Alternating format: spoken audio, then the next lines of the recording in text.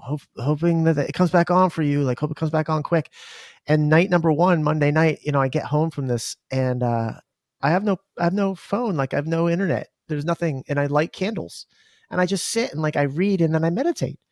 And I was like, I don't I actually don't want my power to come back on. I'm really enjoying being in a powerless state because I actually feel more powerful than ever. Well said. Yeah, I'm guilty of, and again, file it under Impossible Mike, but I will often walk into a room where the lights are on and I will turn them off and do what I'm doing that in that room in the dark. Because that's like become my gut instinct is I want less lights on all the time. Yeah. Especially when the sun is up. Yeah. Mike, do you want to tee up this next our next little segment? From God Man that Vern referenced. This chapter on brand is called Santa Claus.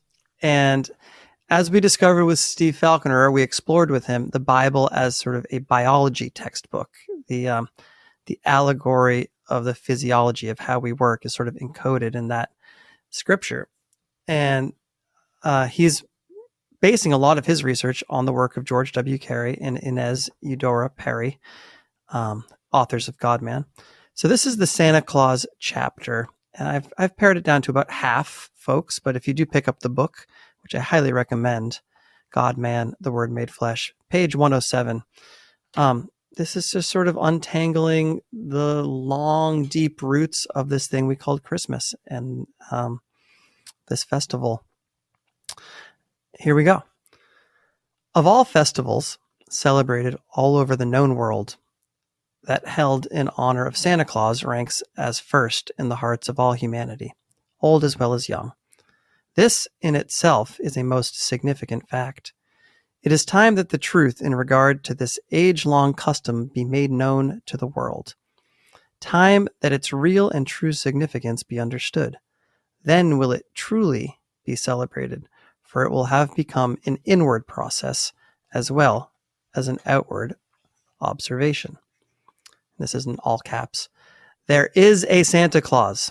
It is a physiological fact, and it does, quote, secrete the most holy and wonderful, quote, gift or substance in the body of every individual.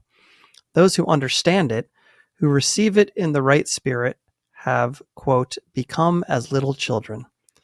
As above, so below, as in the macrocosm, the universe, so in the microcosm, man. Can anyone think for one moment that the parables, fables, allegories, and myths that have come down to us through the ages have no basic foundation? They, as well as the fast days and feast days, are founded on great esoteric truths. Otherwise, they would have ceased to be.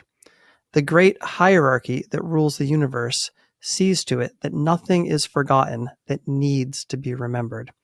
Santa Claus, or Saint Claus, is derived from the same root word as, quote, claustrum, from which cloister is also derived. Claustrum means a barrier, a covered place, seclusion.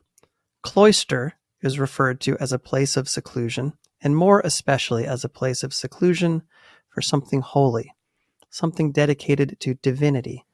There is a Saint Claus, or claustrum, within the cerebrum, and whoever gave it that name knew why they did so. The suture of the skull is the point where the bones meet. We can very easily see this place on the head of infants, as the sections are not then drawn closely together, and the vibrations of the brain can be both seen and felt. In Sanskrit, this is called, quote, the door of Brahm, for it is the aperture through which the ego or spirit leaves the body. It is also the chimney of Santa Claus. The vertebrae as a whole is called the, quote, stick of Brahm. Directly underneath the door of Brahm is a triangular shaped body named in physiology the, quote, island of Real. This is the place where, quote, John, was when, quote, he, and is also called the pole. Hence, the island of Reel is the North Pole of the body, and is, as we well know, the imperishable sacred land. The claustrum is a thin sheet of isolated gray matter found just medial to the island of Reel.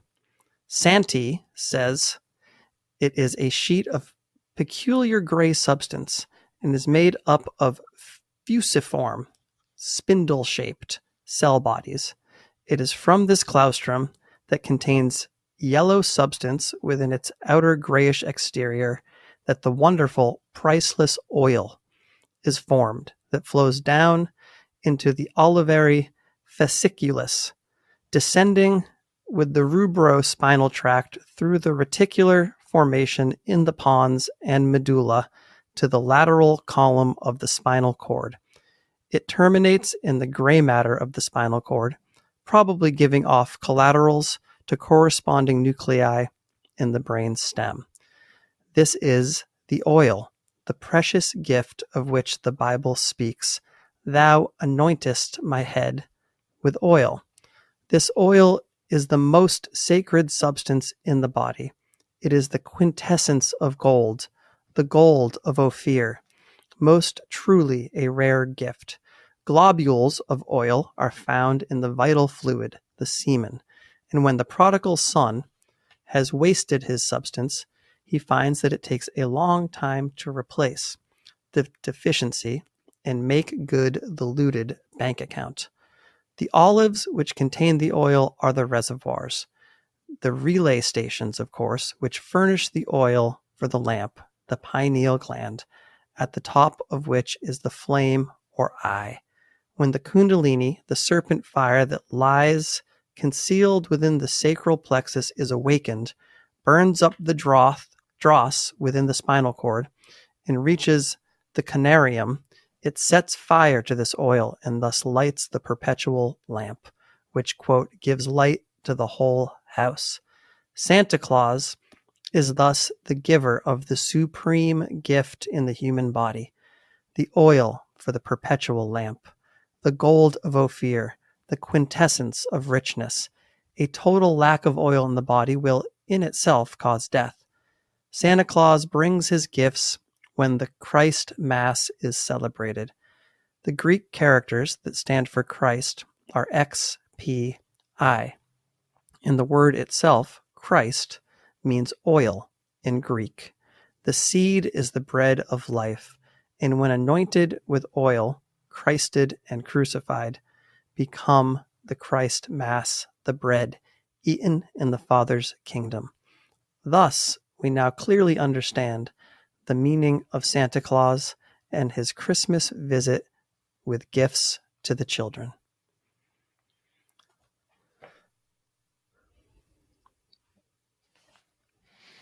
Now we understand.